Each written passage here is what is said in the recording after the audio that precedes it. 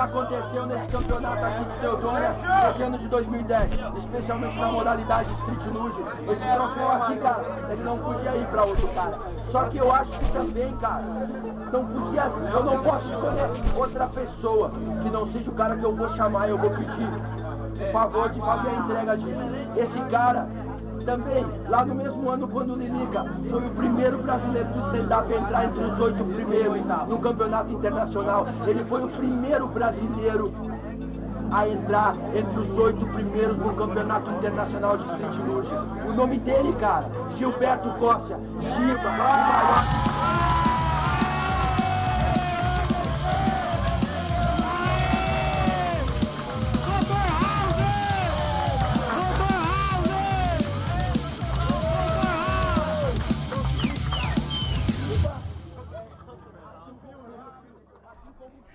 Vamos lá. Giba Costa, Street Luge, se não take 1, tudo 1. Vamos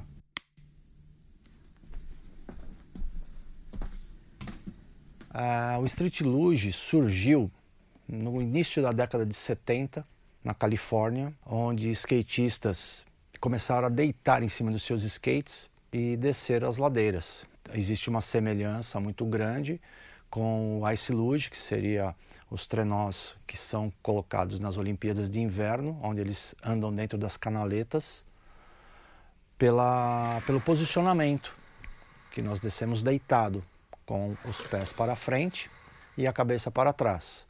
Então, por se tratar de um esporte que tinha uma semelhança, se tornou o Street Luge, que é o trenó de rua.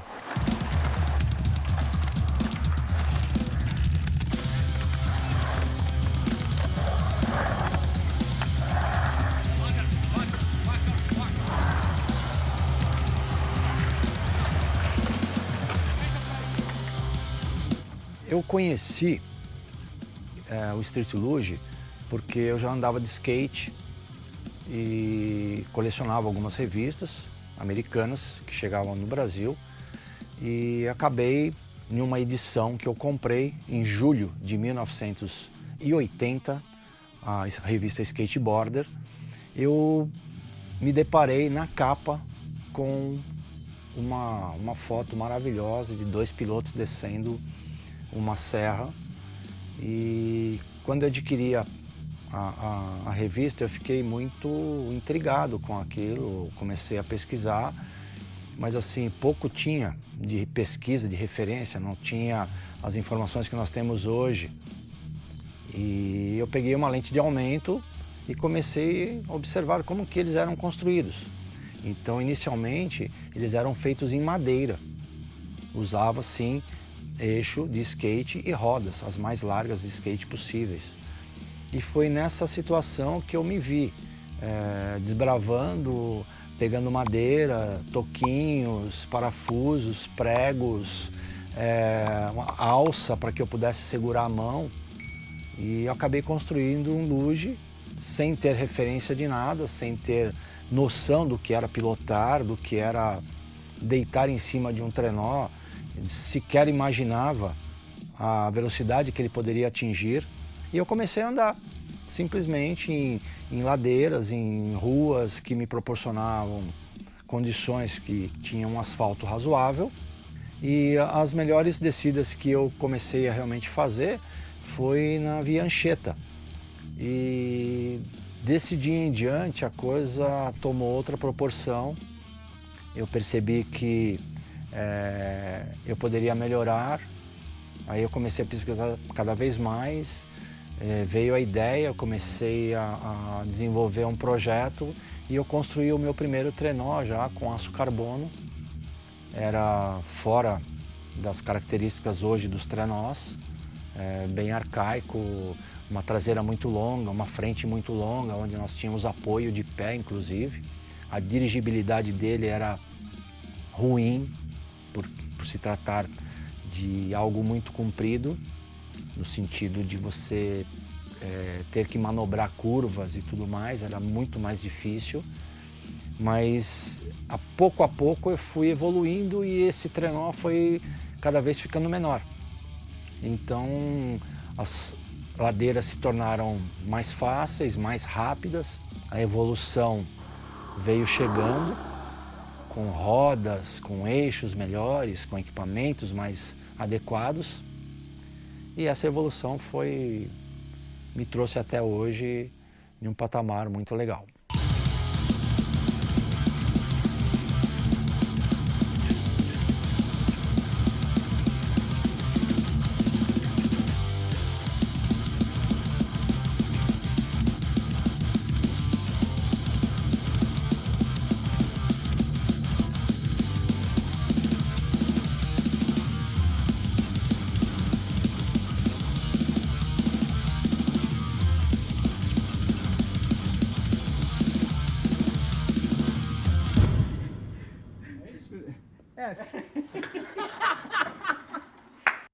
Quando eu comecei a andar de luge, eu andei durante muitos anos sozinho, não tinha sequer contato com nenhum piloto. Acabei vendo algumas fotos, algumas coisas, depois de muitos anos, de um pessoal de BH, de Belo Horizonte, a qual eu mantive muito contato com eles.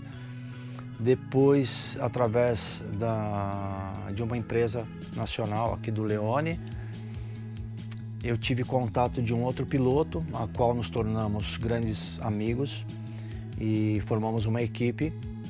E eu e o Alessandro Fasani Nicolini que botamos o esporte para frente. Quando eu o conheci, ele já havia tido a oportunidade de ter ido para os Estados Unidos e chegou a competir logo nas primeiras edições do X Games.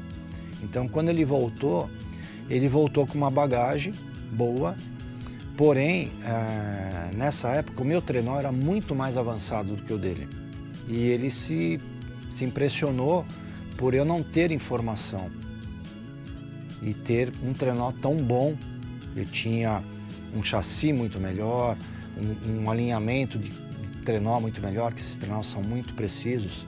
Então, assim, o meu trenó ele correspondia muito. Sempre desenvolvendo os trenós, eu tinha muita condição de ficar fazendo, mexendo, tinha ferramentas, furadeiras de bancada, os projetos mesmo que eu fazia já em computador para poder planejar, corrigir alguns defeitos que ele, ao confeccionar um luge, eu corrigi no momento que nós estávamos confeccionando, ele estava mandando fazer o trenó, eu consegui resolver alguns problemas e o trenó dele acabou ficando muito melhor, ele ficou muito feliz, porque nós não tínhamos rivalidade, nós tínhamos um objetivo, que foi levar o esporte para frente.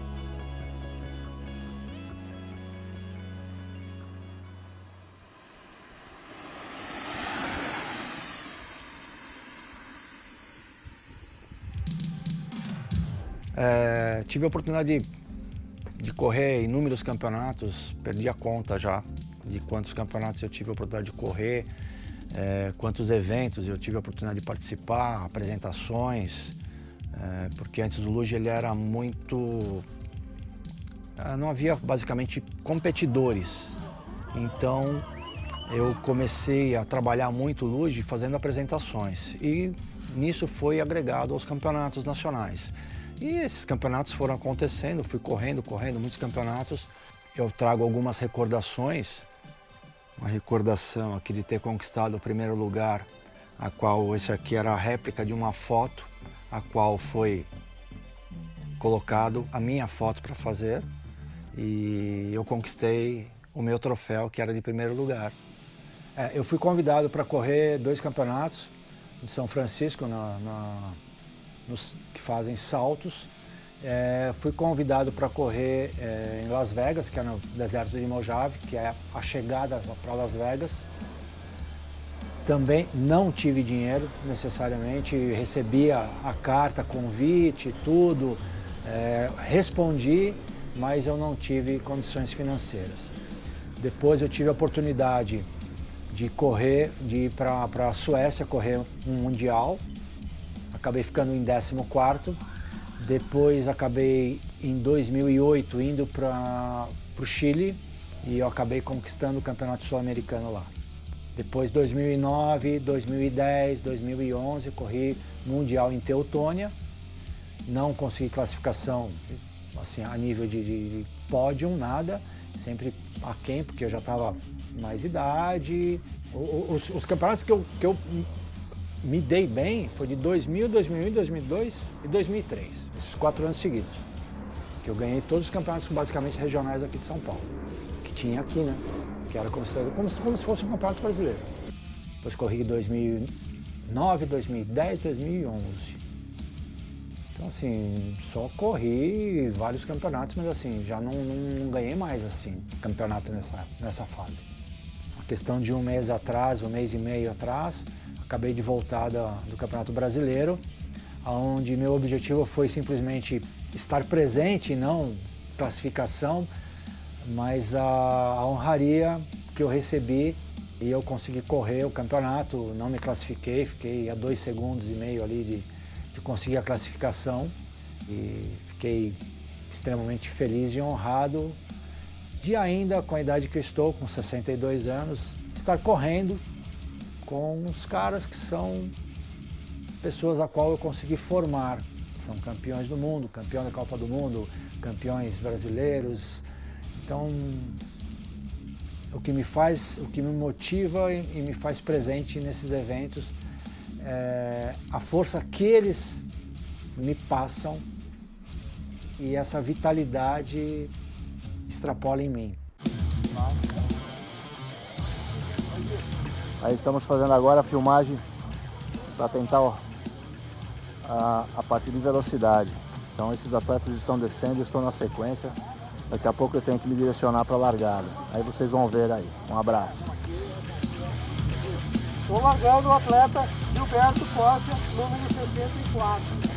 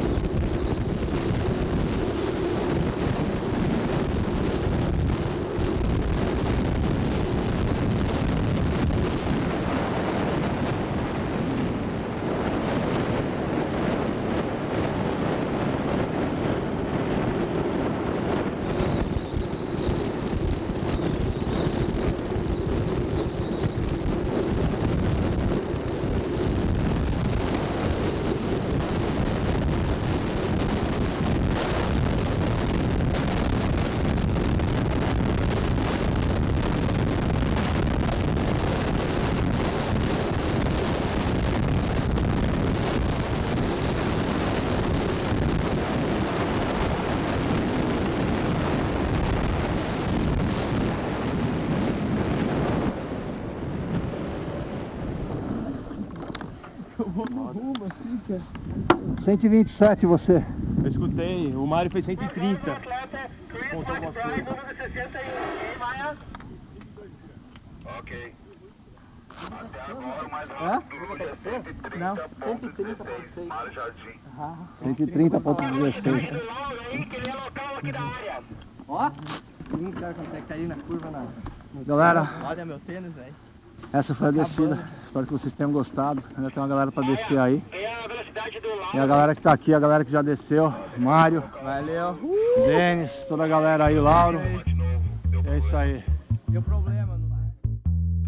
Na época foi 2001, onde ocorreu o primeiro campeonato internacional, assim, homologado mesmo, que foi o Red Bull Downhill, que foi a descida do Corcovado, no Rio de Janeiro, onde pilotos dos 4 cantos do planeta vieram para cá. Foram 18 pilotos convidados no mundo e nós estávamos em 6 brasileiros. E esse foi o meu primeiro contato internacional Então foi um impacto muito grande, foi uma coisa muito expressiva para nós, brasileiros que estávamos ali. E eu tive a oportunidade de me classificar e eu fiquei entre os 8, o melhor classificado, o melhor brasileiro.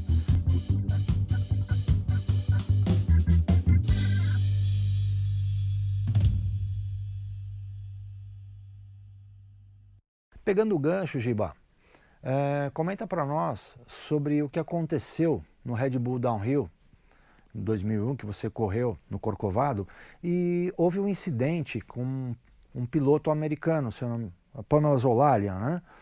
E o que causou isso e qual foi a repercussão no Corcovado?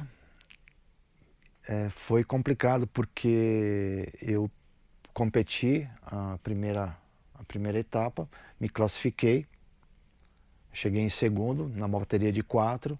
Na semifinal, já para ir para a final depois, eu larguei com 3 competidores americanos, os 3 da mesma equipe, da equipe Roger.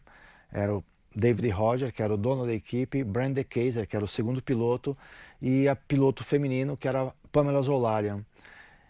E na largada eu já consegui passar a Pamela na primeira curva. Quando eu cheguei quase que próximo à segunda curva, eu estava passando o Brenda Kaiser. E ela veio por trás e se jogou e pulou em cima de mim, propositalmente. Tinha vídeo, inclusive, mostrando a falta de competitividade antidesportista que ela foi. E eu acabei caindo junto com ela, meu macacão com a camisa de lycra enroscou na roda, foi uma briga. Ela tentou me jogar ainda no chão para ver se ela conseguia se desvencilhar e pegar o trenó dela para ela continuar. Só que eu acabei dando um pulo do gato, consegui jogar o meu trenó para trás, ela caiu no chão quando ela foi me dar o impulso.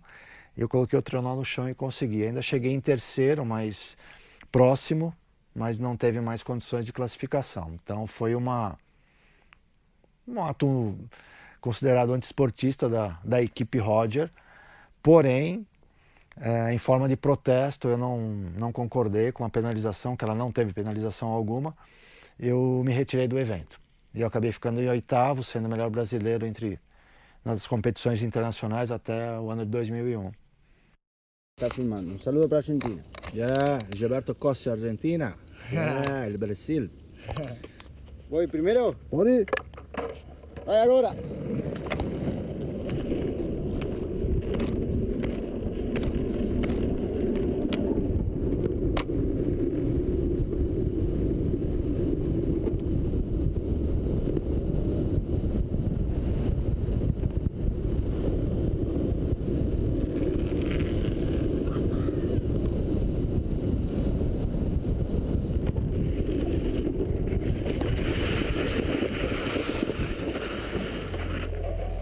Tranquilo. Cerrarte, ¿entendés? No, venir abierto y doblar abierto. Te vas a matar allá, boludo. Desligue. 2005, eu estive correndo num evento nacional em Teutônia e eu consegui com um GPS, na época a velocidade foi o recorde e por pouco eu não quebrei o recorde mundial, porque eu consegui 129,54 e o recorde mundial era 130,6, por causa de 1 quilômetro teoricamente de velocidade. Na época foi do Guinness Book. Nessa época os trenós não eram o que são hoje, não havia tanto rolamento cerâmico como hoje. E eu tive a oportunidade de andar também em 2019, 2019, alguma coisa assim. Onde eu fazendo um treino em Vinhedo, em uma das estradas que proporciona muita velocidade lá, bateu 139,2.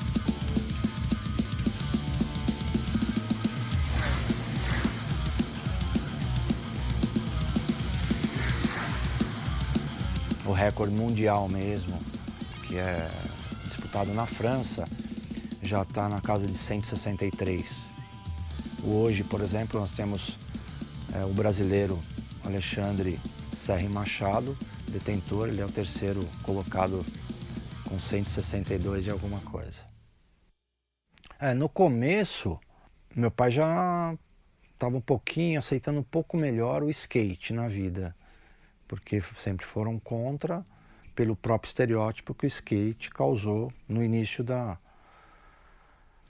do Brasil, assim, no sentido de todo skatista era drogado. Outra coisa que eles nem perceberam, assim também, como eu também não percebi, que o luge era muito mais perigoso.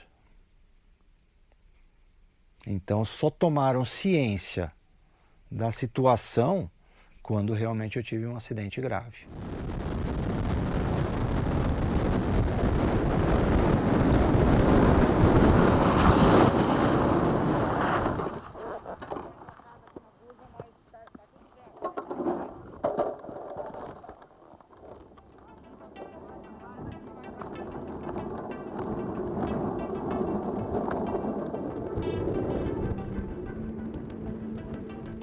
Foi justamente em relação àquele troféu que eu sofri um acidente em São Roque, a qual eu estava disputando um campeonato e nesse campeonato brasileiro eu estava andando 8 segundos na frente do segundo colocado.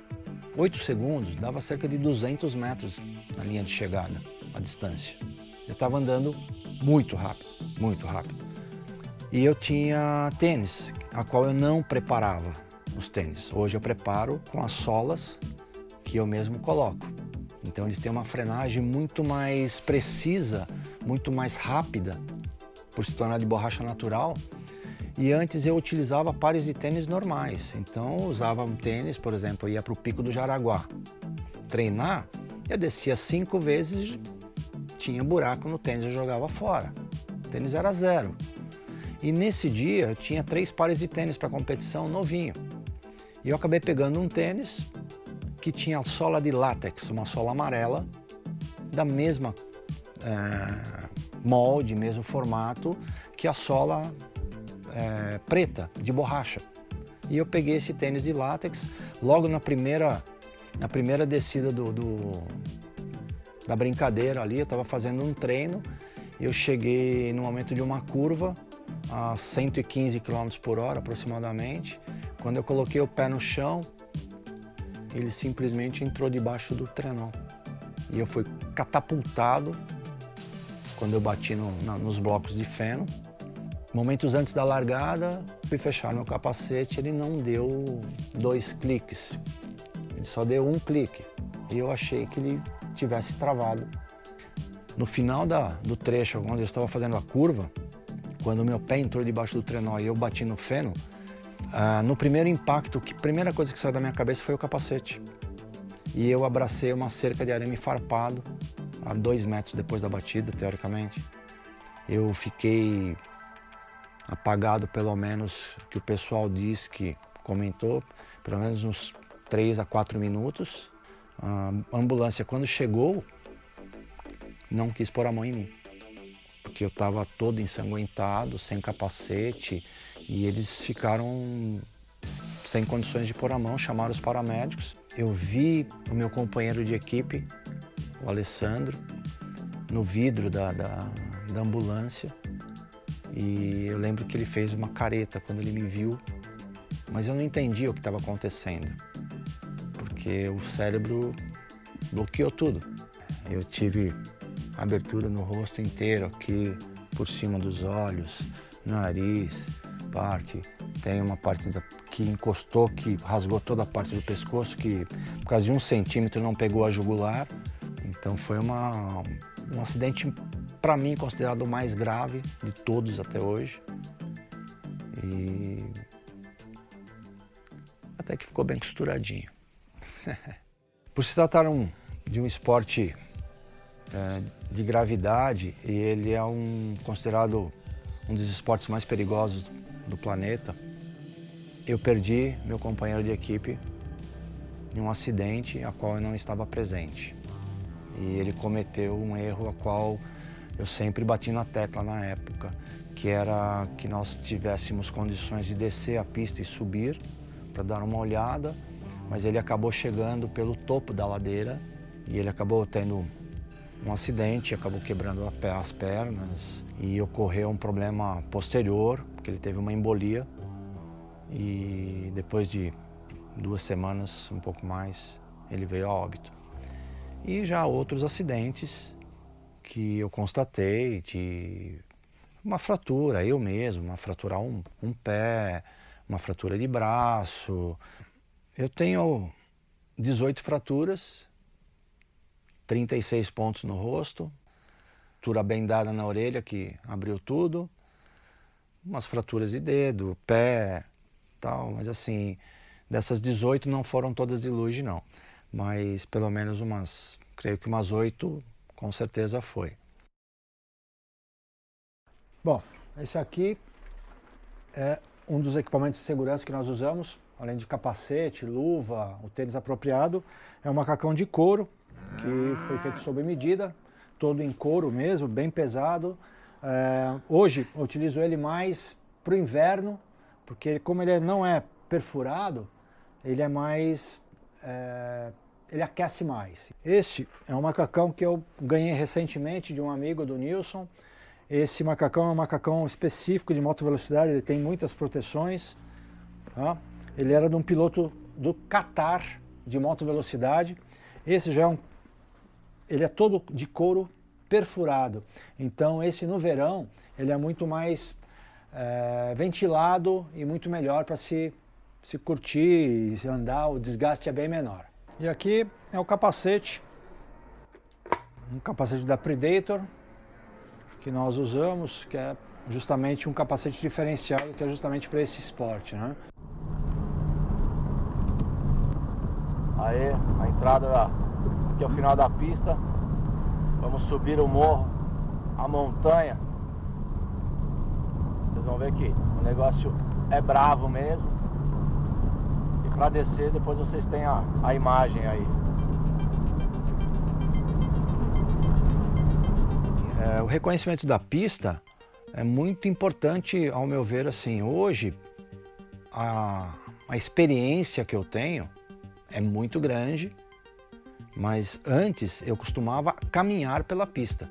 Caminhar pela pista significava eu descer e subir, porque quando você desce você tem uma sensação da entrada de curva. Mas quando você sobe, você tem uma noção da saída da curva, como você vai estar. Porque toda descida que nós fazemos, nós infelizmente não temos como fechar uma rodovia. Então, toda descida é um risco muito grande. Tudo tem que ser muito bem analisado. A pista tem que estar de acordo, tem que haver intervalo entre o último carro que desceu. Eu tenho que esperar 30 segundos, 40 segundos, dependendo do circuito, dependendo a velocidade que a pessoa passou, para que eu não encontre ela no meio do caminho, que já ocorreu inúmeras vezes, como já aconteceu imprevistos de pessoa estar subindo na contramão, mão dupla, subindo na contramão, ultrapassando em local proibido, e 3 pilotos, eu e mais 2, passar ao lado da sarjeta quase. Passei carro de polícia no meio da estrada, foi complicado, os caras ficaram bravos, vieram querer mostrar que eu não podia fazer aquilo, quiseram questionar.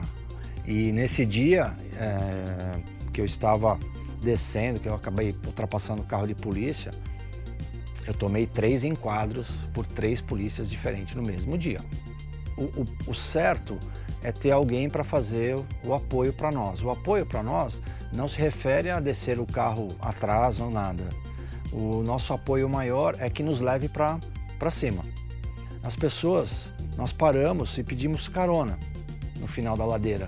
E as pessoas param de carro e nós grudamos na lateral do carro, no paralama ou no para-choque traseiro, e a pessoa sobe até o ponto que nós vamos descer.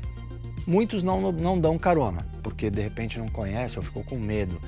Embora alguns circuitos sejam extremamente necessários essa situação. ter alguém que nos leve para cima. Vamos lá, vamos lá, vamos lá, vamos lá. Adrena total.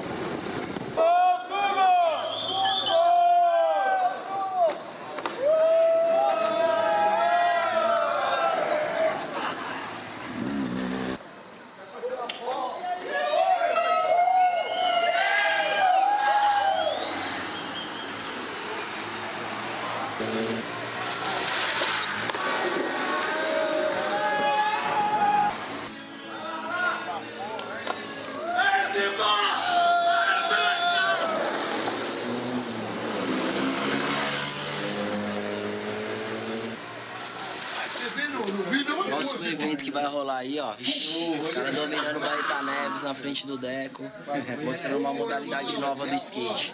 Street Luge. Mas não se ilude. Essa foi a melhor. O Buiu lançou, muito legal essa daí. Isso é Street Luge, não se Street Luge é Street Luge. Pela primeira vez na Avenida Doutor Getúlio Vargas, Street Luge pra galera do Baeta. Direita Mega Giba, né? Mega Giba, Mega, o primeiro. O instrumento dele é trombone, viu? Essa região a qual eu andava aqui em São Bernardo, no Bar do Deco, aqui na região aqui no Baeta Neves, em São Bernardo do Campo. E nós fazíamos as descidas. Eu não tinha como pegar impulso diretamente, porque a ladeira não me permitia uma grande velocidade. E por sinal ela tinha duas lombadas na ladeira. E eu era puxado por uma moto. Cheguei a ser puxado por uma moto 125 cilindradas, assim como também fui puxado por uma Harley. Então a evolução aconteceu e eu fiz muitas descidas. O pessoal fechava as ruas que coincidiam e com os carros eu fazia as descidas sempre no horário noturno para que houvesse menos trânsito. Então tudo era muito programado, as minhas descidas ocorrendo quase por volta da meia-noite. E digo de passagem que é uma delícia. Aí eu consigo melhor. Vai!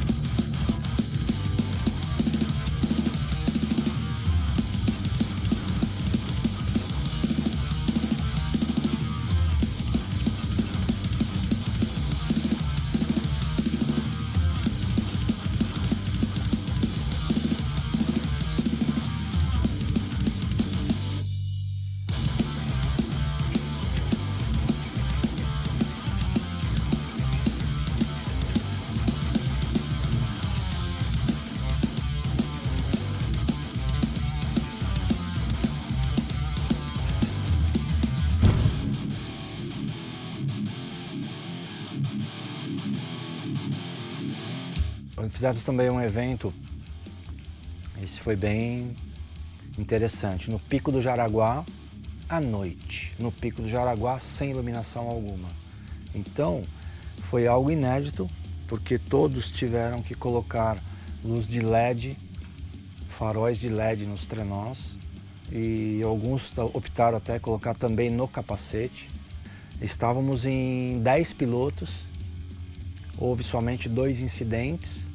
Um porque na pista, no Pico do Jaraguá, tinha um lugar que tinha um buraco na pista. E colocamos um cone. Passando na velocidade que nós passávamos, teve 2 momentos que eu passei pelo cone. Eu não bati no cone, mas quem veio atrás não teve sorte. Bateu no cone e caiu no buraco. Então o que aconteceu? Que o Big Truck quebrou o eixo dele, Então ele conseguiu ainda se controlar e chegou lá embaixo tranquilo. E foi assim, alucinante, tem muitas imagens, mas é até assim, intrigante você ficar olhando, porque tem hora que você não sabe o que está acontecendo. Somos nós que estamos descendo um pico do Jaraguá à noite.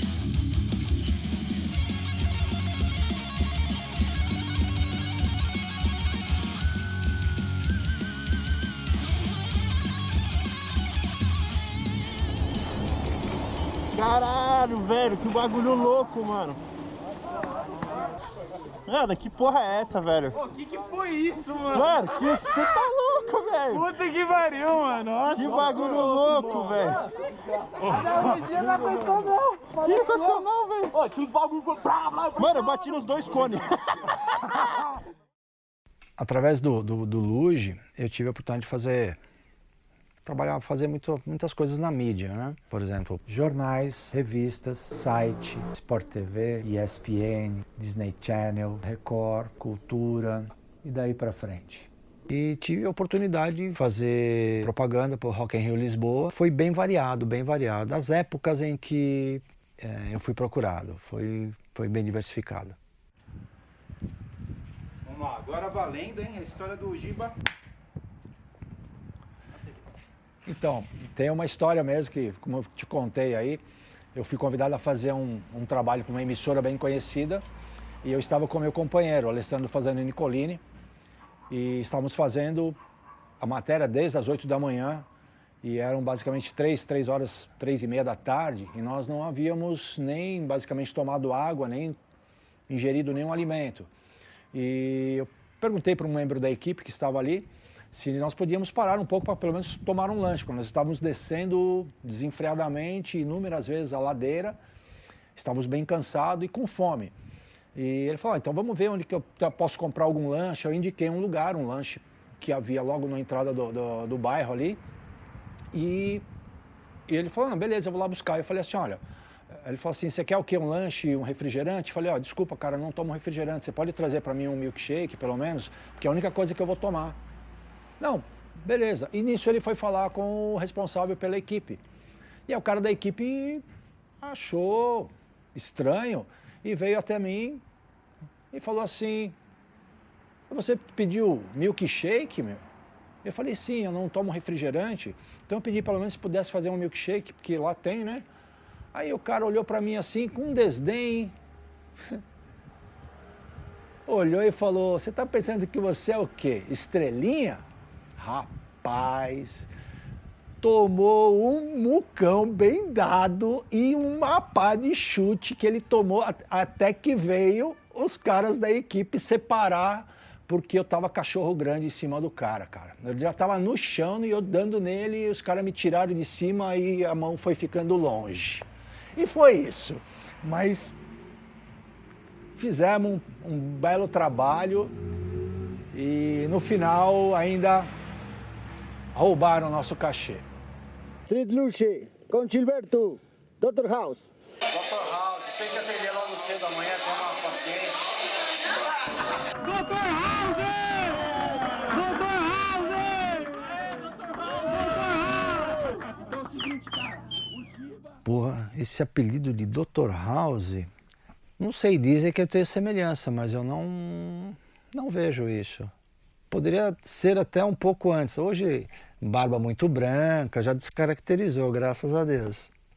Mas assim, surgiu, acho que de ambos os lados. Tanto no skate eu tive essa situação, quanto no luge também. No dia a dia, em shopping, em lugares que eu frequentei. Sabe por quem eu fui reconhecido? No campeonato sul-americano. Que quando eu desci da aeronave, a galera tava lá embaixo com faixa, zoando e dando risada, me chamando de Dr. House, cara. Já! Grande Giba, dinossauro do Street Luge. Vamos aí, né? Vamos brincar que é o que mais importa. Viver de luge no Brasil, assim como tantos outros esportes, é impossível. Não tem... O Brasil é um celeiro de campeões em inúmeros esportes, mas não existe apoio de governo, muito pouco, de prefeituras, é bem complicado.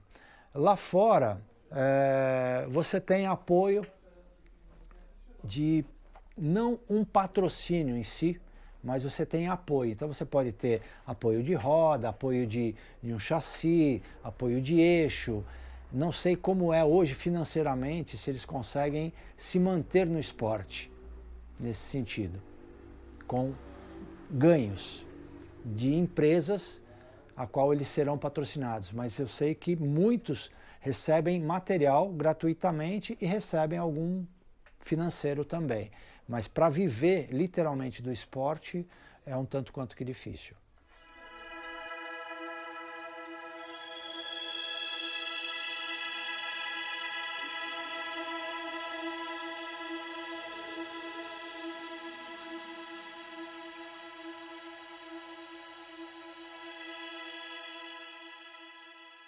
Assim, eu tenho ainda alguns sonhos a se realizar. Já tive a oportunidade de descer o Corcovado no campeonato da Red Bull em 2001, desci várias serras, vários lugares, a qual desbravei, inclusive Serra do Pôr do Sol, que são quase 8 quilômetros, e acabei tendo assim um objetivo que eu quero realizar. Eu quero descer a Via Anchieta. A Via Anchieta, que é o topo da serra até o final. São 14 quilômetros de descida e eu gostaria muito de poder realizar isso.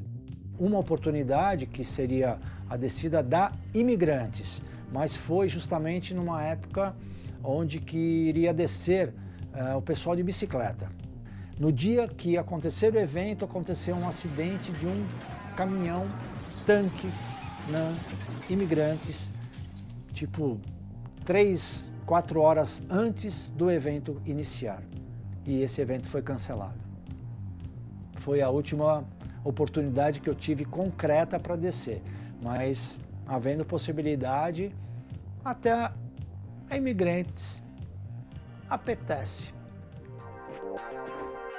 Olha, o Street Luge, na minha vida, eu falo que foi uma graça de Deus, porque me sinto privilegiado por ter feito o que eu fiz, passado pelo que eu passei, em todos os sentidos, coisas boas, coisas ruins, viagens, amizades, competições, hotéis, tudo eu tenho que agradecer. Porque, além de tudo, ver esse esporte ser profissionalizado, que foi uma realização que eu não tinha ideia que iria acontecer isso um dia.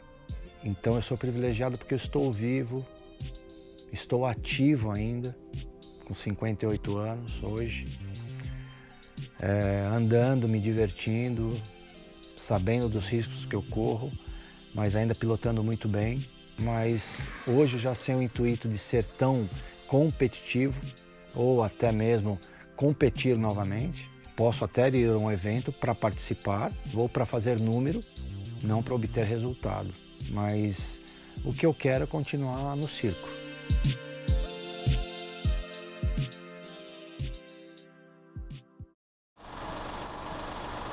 Filmando! Bora de luge! Monstro! Dá um pouco, mas eu tô ali no carro aqui pra pegar. Pode ficar. Troca o pico do Jaraguá. Partiu?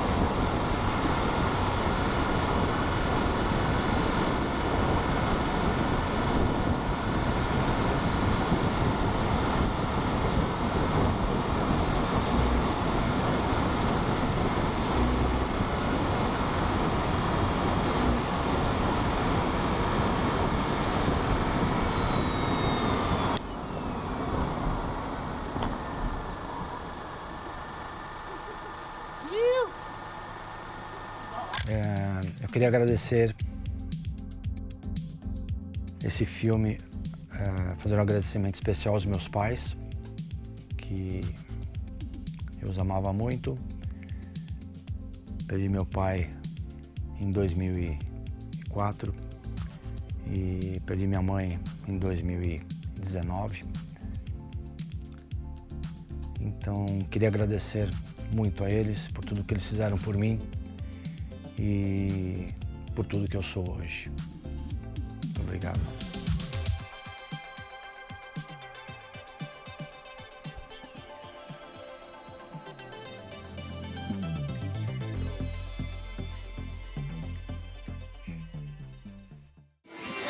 E aí, mano? Motherfucker.